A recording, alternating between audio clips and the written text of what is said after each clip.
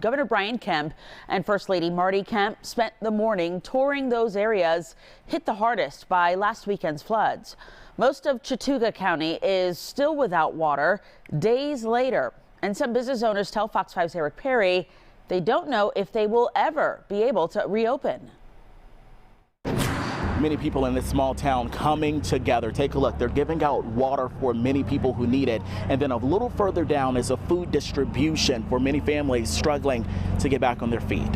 Long lines fill downtown Summerville in Chattooga County Wednesday as many are desperate for water and food following last weekend's floods. We have been here and we're not going anywhere. We're going to hang in there as long as everybody needs us. Georgia Governor Brian Kemp, surrounded by top state first responders, took a tour of damage caused by what he called a 500-year storm. Still see a lot of water around the area, a lot of water still moving through drainage ditches and other things, but I don't think it gives you the full effect of what people are dealing with. Are seeing that most of the water has receded back into the creeks, into the rivers.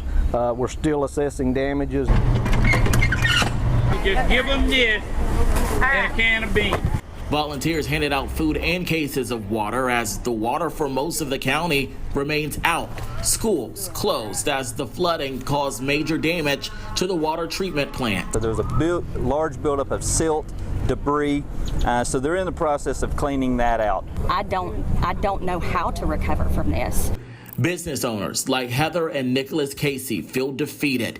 This was their store Wednesday compared to the underwater image from Sunday.